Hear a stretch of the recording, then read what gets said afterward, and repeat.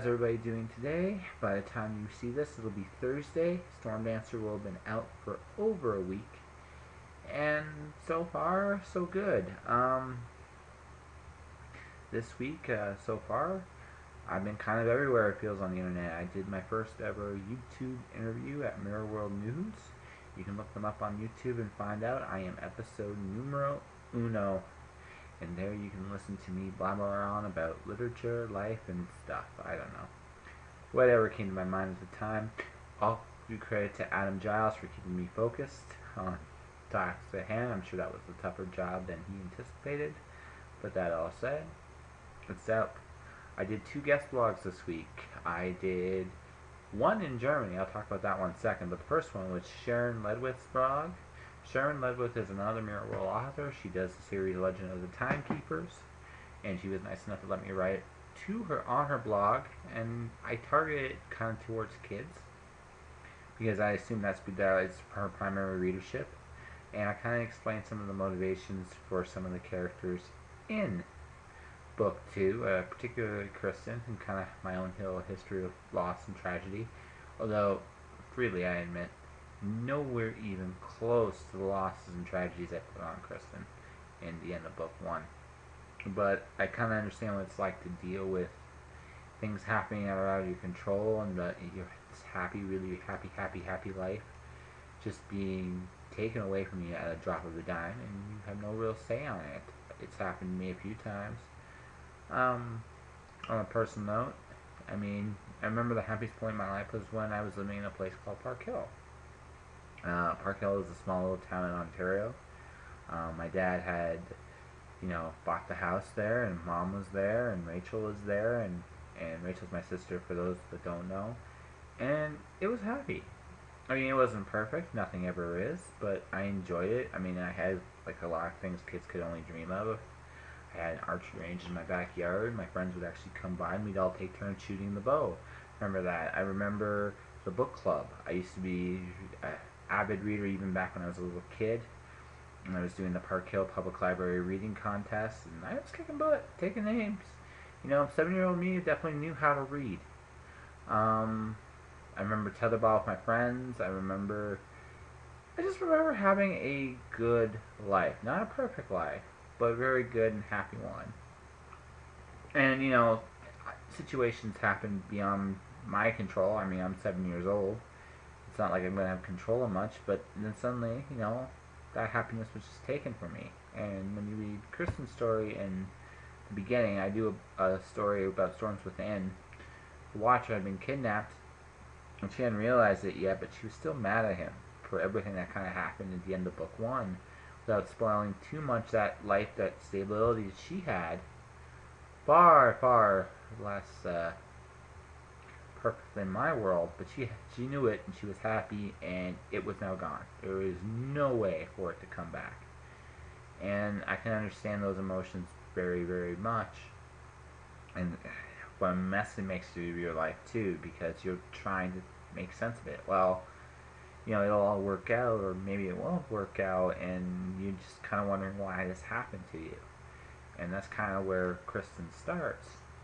And like I said, I love the journey I went on with her, because she was, well, first off, way more badass than I ever will be.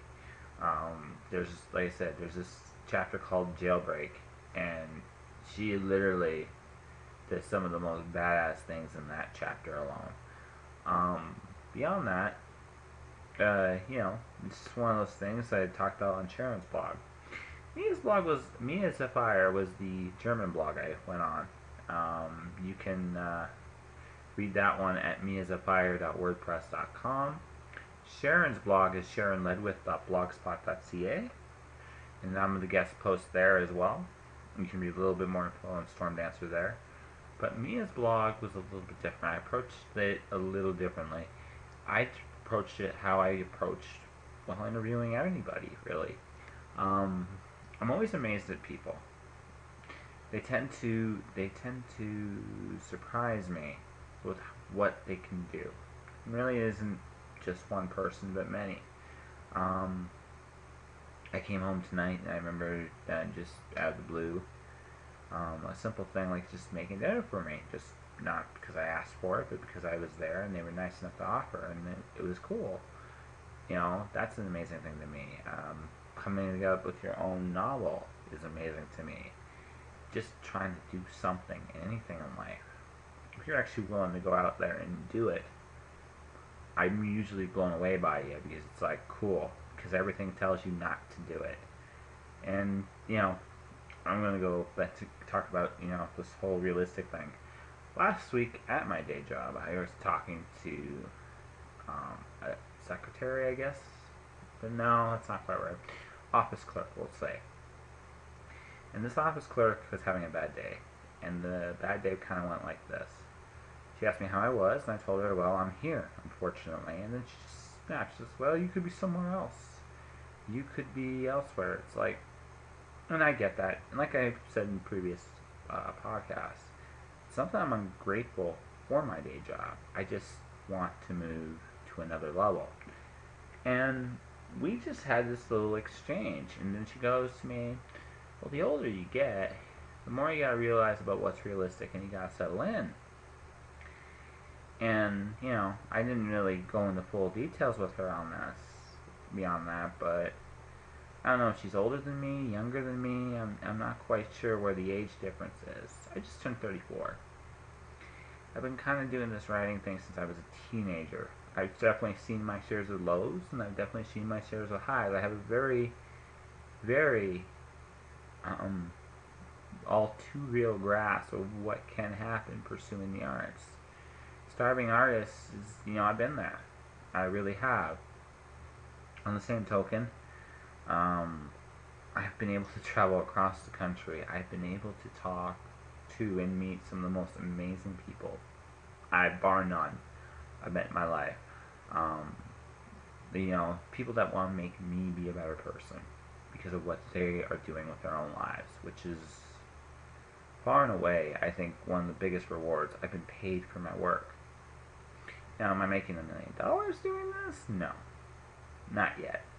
I'd love to someday, and, if someone wants to give me $1 million, I'm certainly not going to say no. But, that all said, I'm slowly but surely carving a living for myself doing this. I've established my niche. I kind of know who I am as a writer. I write kids stuff. And you know what? There's nothing wrong with that. I'm okay being a kids writer. I do other things as well. And that kind of, is who I am, though, at heart, is I'm someone that's writing to children. That's not a bad audience to write to.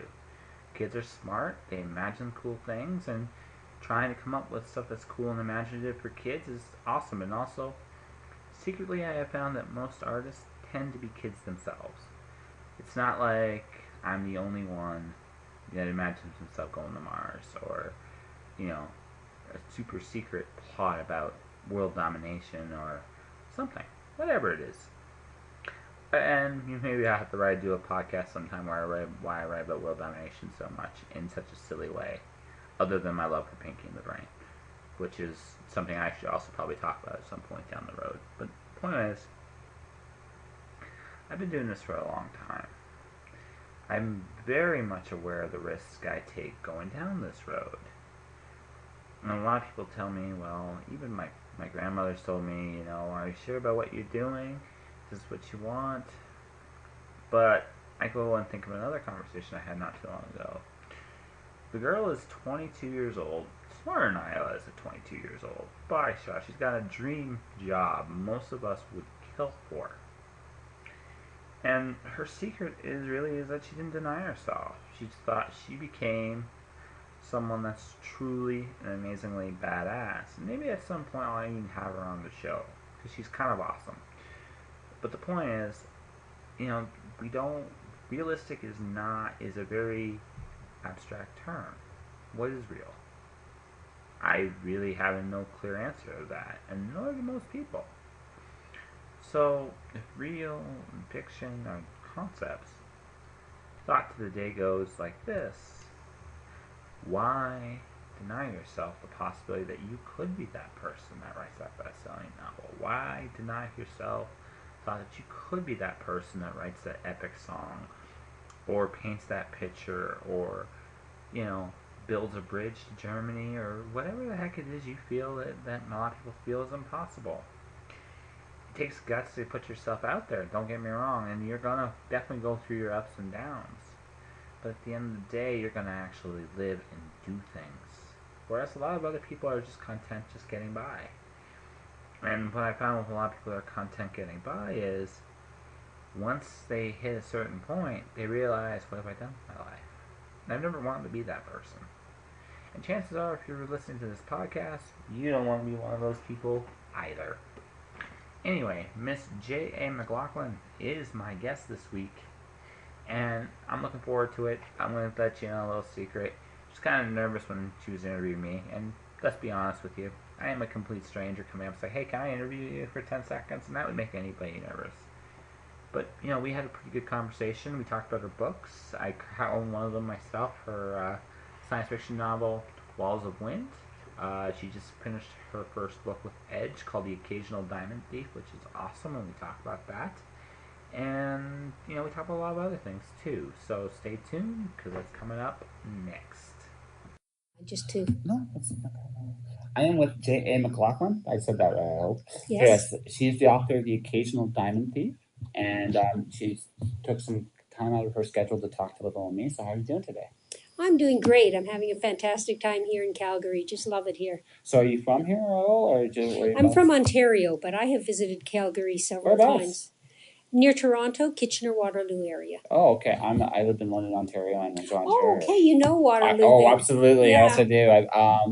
I was there last November because that's where I flew in. Because I had to go to Toronto, London, visit for my own book stuff. But that's cool. So you just come out here just do business for cons like this at this point? Or? For the conference, yes. My sister used to live in Edmonton, so we used to visit a fair amount. And I'm hoping still to get to the mountains before I have to go home. I don't blame you. The mountains are awesome. I cannot get this close to the mountains and not go see them. No, I totally get that. Just based on the fact that first time I came out here was I'll say when I was 18, and the thing that blew me away was, again, you're in Ontario, it's flat. I mean, by and large, it's very, very flat. And you come out, first off, like, Canadian Shield's awesome too, if you ever been out there. Yes. Northern Ontario is quite beautiful. It's beautiful. And then we went through, I actually did the Greyhound, so I did the Canadian Shield, awesome. Get the Winnipeg, still pretty good. Saskatchewan, well, I see why people drive at night. We'll just leave it at that. And then they come to Calgary, and then it changes again, and then you just go into the Banff and Canmore, and it's just stunning. Yeah, absolutely stunning. Yeah. Yeah, it just makes me go, whoa. Most beautiful place in the world. I wouldn't doubt it, actually. I really wouldn't. So anyway, to talk about this, you've been writing fiction for how long now? Well, I've been writing fiction since I was old enough to actually read and write. I started writing as a child, and I used to write poetry as well as short stories.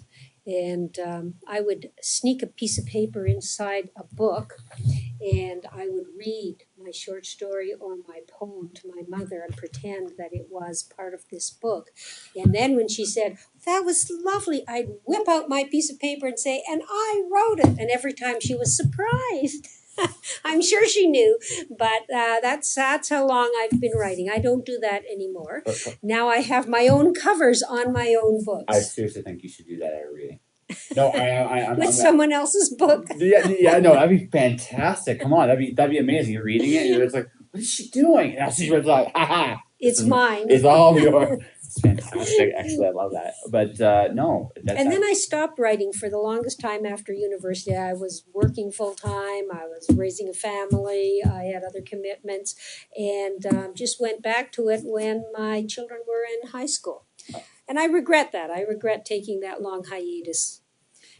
So I would advise anybody who is a writer, just keep going. Even if you can only write a small amount, even if you can't do larger projects, just keep your hand in for all those times when you're busy with careers. And I think that when you probably came back into it, was it hard? Was it like a slow process, or was it like riding a bike?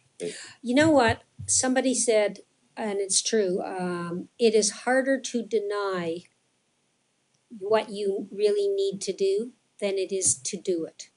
And when I came back, it was like finally, this is me. Because this is the thing I always wanted to do with my life. I always wanted to do two things: have children and be a writer. And so, putting it off and denying it and saying the time wasn't right and I couldn't do it was actually harder than coming back to it and doing it. Now, I still had a lot to learn about the publishing aspect of it. I had a lot to learn about telling a story, a novel. I had never written a novel, so it wasn't overnight, but it was wonderful to be writing again. And now if I go 2 days without writing something, You go crazy? I start getting really cranky. My husband says, write, go somewhere and write for a while, because I really feel good. A good day is a day that I have been writing. No, that's actually very awesome. For me, I do a lot of different disciplines in writing. I do poetry, prose, and a few other things. So what I find I have to do is, for me, I have to do at least one of them. I can't not do. Yes. You cannot do, like, I'm doing an interview with you right now, which is it's different for about life, but it's fun. But if I didn't do this, or I'd be right now giggling like a schoolgirl on my thing, working on the story I'm working on. I just can't help myself. So. Yeah. I do a lot of social media and online and Facebook and things like that. And that is part of writing, because communicating to people and being in touch with your readers and all this is part of being a writer, obviously. But the actual writing is something different, and I need to be actually writing as well. No, I totally understand that. I really do. Although at a conference like this, talking writing with other people who are interested in writing, that is fantastic. I have not written anything this conference, and yet I don't feel the lack of it, because I'm so surrounded by people who love books and who love writing. I find it inspiring, actually. This is my first one, Words Collide, so I had no idea what to expect. I didn't find out I was going away really till Monday. It's like, oh, hey, very cool. Thanks, Randy. But no, it was one of those deals where I just didn't know, and it's been really cool. I've met different writers from all kinds. Like, I met you, and I hope I've made a good impression anyway. Mm-hmm. And I've met others, and it's been great getting to know how they think and how they look at the industry, because everybody sees it a little differently, and it's always cool just to pick everybody's brain. Which leads to this interesting little question, I think, is, well, it's changing. Like, the whole industry and how to approach, like, selling has changed. Social media definitely has a big impact of that, but it's also just how publishing is evolving in terms of how the mechanisms are working. Are you comfortable with the way things are going, or are you? I love it. I love the way things are going. Now, there are differences. And part of what's happening is being driven by those differences. It used to be that it was a little easier to get published traditionally, because there were not quite so many people, and because publishing was doing much better. So about 15 years ago, say, publishing started, the paper prices went up, and there were a number of different reasons, and we had that dent in the economy that made everybody very cautious. So publishers started to become much more conservative, and it became harder to become published traditionally. There was always a bar that you had to reach, and that's a good thing. Because readers want something that is well written. But it became much harder as publishers became more traditional, and instead of buying something just because they love it, their marketing department began to run it. And for example, authors, and I've had this experience myself, began to hear, I love, from editors in a publishing house, I love your book. I want to do it so badly, but my marketing department says that they don't really know how to market it, so we're going to take a pass on it. And that I don't believe you would have heard that 25 years ago. We're going back a fair amount of time, because if all you had to do was pass that bar where the publisher and editors in the publishing house loved it, and you were good. I think that has been one aspect that has driven the move towards self-publishing. The other, of course, is that we now have the technology to make self-publishing easy, accessible, and we have the technology for people to read self-publishing books as easily as they read published books. So all the stigma around being self-publishing is disappearing, and famous authors are now becoming self-publishing authors as well. Yeah, yeah. I kind of have to kind of straddle the fence now because you need to be independent on your own way because you got to market yourself because that ain't more than anything else too. Writers do a lot more legwork Exactly. advertising themselves than they ever did in the past. On the same token, it's always good to have one foot in where you know people, you know, that can help you out because you don't have all the answers to everything either. Yeah. So part of that whole movement of tighter market and more products, in this case books, involved, has totally changed the way marketing happens. So yes, the publisher does some marketing, but you are now no longer, an author is now no longer the person who writes the book. The author is the person who writes the book and contributes a great deal towards marketing the book. So until you have a writer's platform, which is a way of marketing your book, you are known, you are on social media, you maybe blog, you have an email list, you have ways to reach your audience that you can bring to the table as well as your book. It's very difficult to get anybody interested in that. So I am now a hybrid publisher, a hybrid author. I have a book that is self-published. I have 2 books that are with through a large publisher. I have 1 book that is through a very, very small publisher, a traditional publisher, but still very small. And then I have my most recent book is through Edge, which is in Canada a medium-sized publisher. So I run the whole gamut of that, and I'm happy with that. I like having my hand in the self-publishing bit a little and having some traditional publishing, because you can get places with traditional publishing that you cannot get with self-publishing. But you can do things with a self-published book. You can promote it in ways that you may not be able to promote a traditionally published book. You can experiment too when you self-publish. Yes. Because there's okay, my favorite section in a bookstore is the young adult section. Not because of necessarily the story content, it's because it's the only department in a bookstore in a traditional book market chain at all where you see experimentation in the presentation books. A good example is Hugo Cabret. I don't know if you've seen that book or not. It's almost like reading a comic, except it's not. It's a novel with lots of pictures. Yeah, a lot of cool things are being done. Yeah, and I love, like, personally to me, I mean, books are a good, amazing experience, but I feel like a lot of the more traditional things, publishers don't play with it enough, and I think they should. Because at this point in the ballgame, with everything changing the way they're changing, especially with the move towards more electronic publishing, you can play a lot more than you ever did. And eventually, I mean, the concept of a page will be a completely different idea than it is right now. It's interesting, and I think it's the most exciting time to be a writer because there are so many options for writers. That has its downside because a lot of people rush into self-publication before they have really mastered the skills of their craft, which is, and then they don't do well and they don't know why they don't do well. But with that one provision, you know, if you still work at becoming the best that you can be, then the options are so diverse. Not only in how you can present your story, as you're talking about, but also in how you can get published and what you can do in terms of marketing. I enjoy the marketing, and marketing's got a bad name. I just consider it getting to know people and meeting people who like the kind of things that you like because they like the kind of work that you write, but also establishing connections with those. That's why I love a convention. You meet readers and you talk to them and you establish relationships.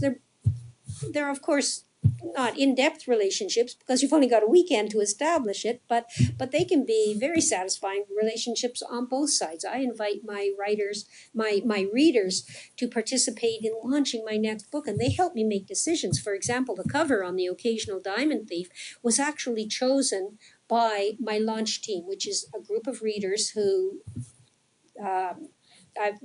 I created a Facebook group of people who were interested in being part of my launch team.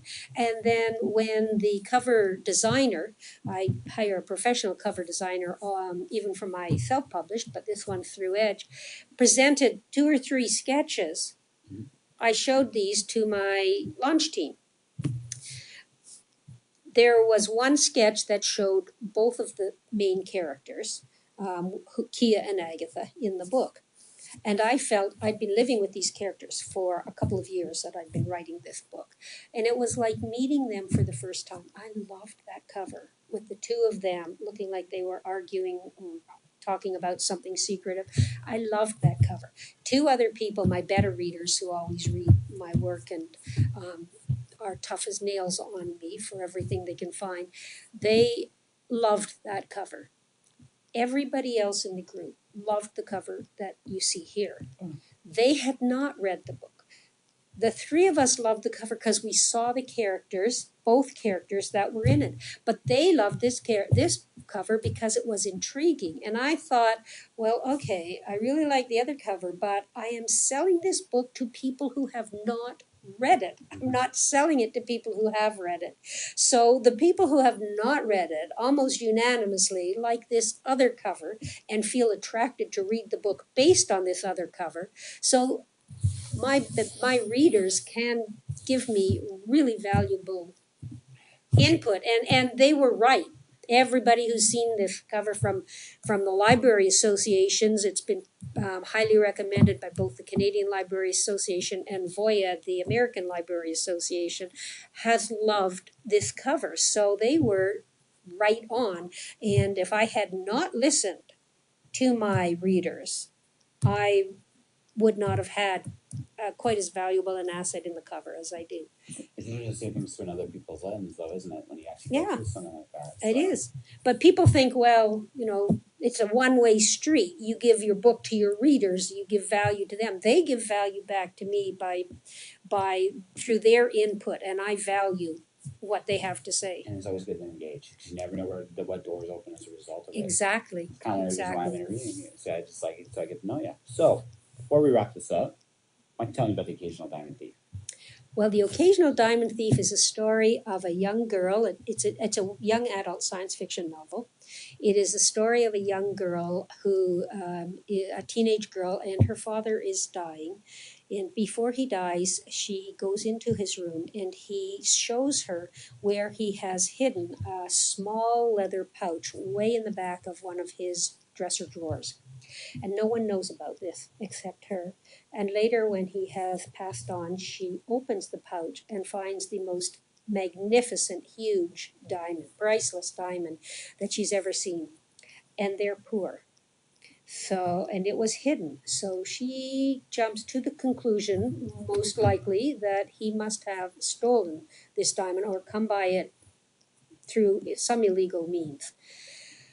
And she is faced with the question, someone that she loves, and I ask this of my readers, if someone you loved, you found out that they did something in their past or might have done something in their past that was wrong, would you keep their secret, honor their memory, or would you tell their secret? Interesting question. It is, and there are a number of answers to it because it is a good dilemma, but Kia, my main character, is concerned also because no one knew that her father had this diamond. So if she tells the secret, then people are going to think that she was the one who stole it. So she goes on a quest, and because it is science fiction, she goes to another planet, the planet where her father caught the deadly virus that eventually killed him, but also the planet where these magnificent diamonds are mined. And her quest is to find out how her father came by the diamond, where it came from, whether or not he stole it, all without telling anybody that she has it.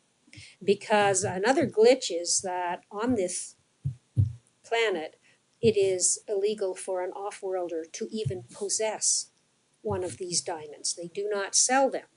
They keep them for themselves. So if she is caught with this diamond, she will be sentenced to death. It almost sounds like a heist book, almost. Almost, Yeah, but there is a mystery in it. There is family interaction in it. There's coming of age because she has to learn a lot.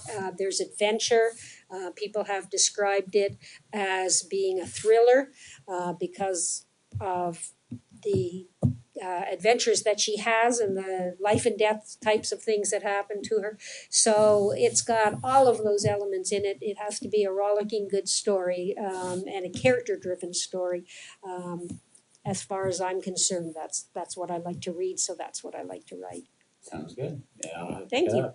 All right, Wonderful. anything else you'd like to, like your social media, webpage, anything like that? Yes, I am on Twitter. My handle is at JANEANMCLACHLAN. I'm one over, so I had to drop one of the N's in my name. And my website, please check out my website, see all of my books, and contact me. My website is www.janeannmclachlan.com, and that's www.JANEANMCLACHLAN.com. And I would love to hear from anybody who hears this podcast. Love to hear back from you. My email address also is jamclaughlin@golden.net. Cool. Thank you very much. Thank you. Wonderful talking to you, Joshua. So, as you can see, And that was Jane Ann McLachlan, or J.A. McLachlan. And it was truly a pleasure to talk to her. Her books are The Occasional Diamond Thief by Edge Publishing. Ebook is available as well on Amazon.com, or contact Edge or any of their affiliates. Her other book is Walls of Wind, which is what I'm currently reading. It kind of feels a little bit Ursula Le Guin-esque. I don't know if that's a compliment to her, but it's definitely a very entertaining book, and I encourage you to check it out. If you wish to contact Jane, you can do so at her website. Her website is worldwideweb.janeannmclachlan.com. To spell it, the Ann is ANN.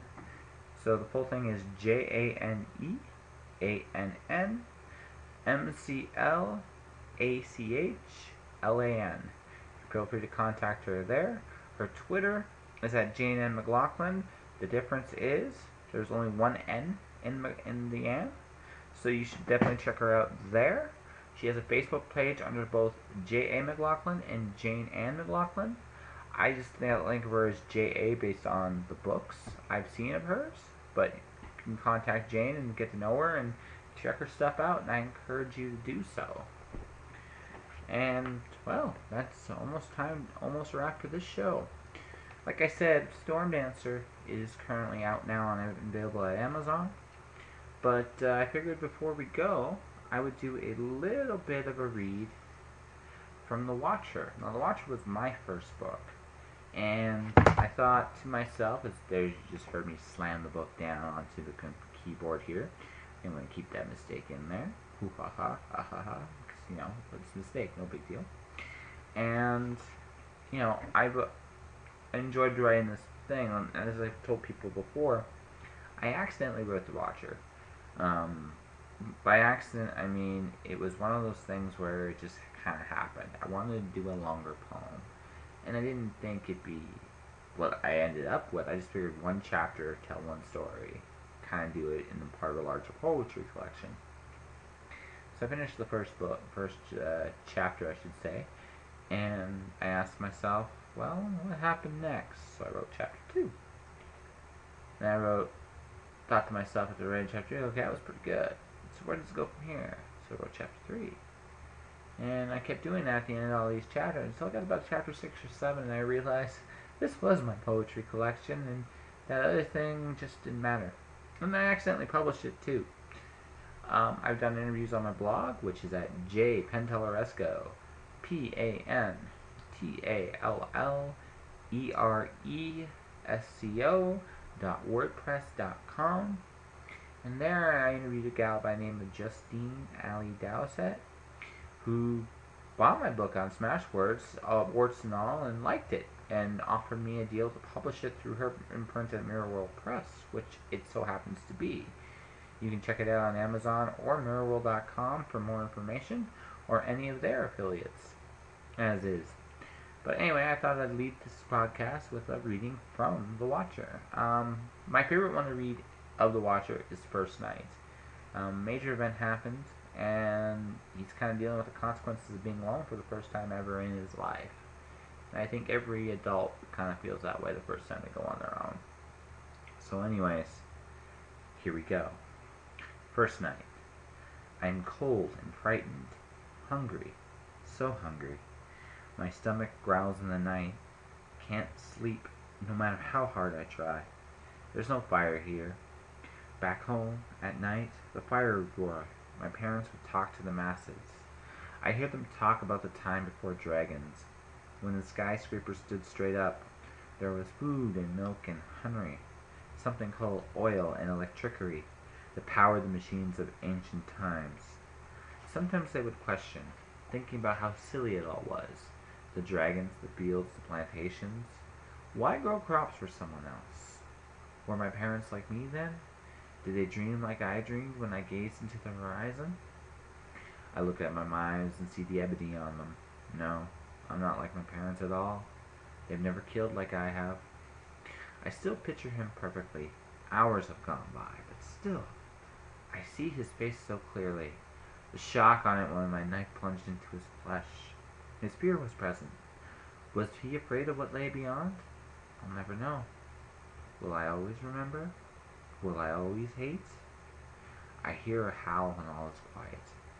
I feel footsteps on the ground. My heart races. I go deeper into the fallen skyscraper. I try not to flinch at the insects munching on me for dinner. I shiver and shut my mouth tighter. He heard me. I can feel him sniffing in the air, trying to find who shivered. I will myself to stay still. I can feel every pore of sweat beating down. I hope when it falls it won't make a sound. I hear a growl, a lunge, and a squawk, and he reply. Something else would be its dinner tonight. I nearly collapse in relief. I sit down and exhale. What was I doing out here? I look at my knives and the blackened blades. I'm a fool. I could have still been there, home and well fed.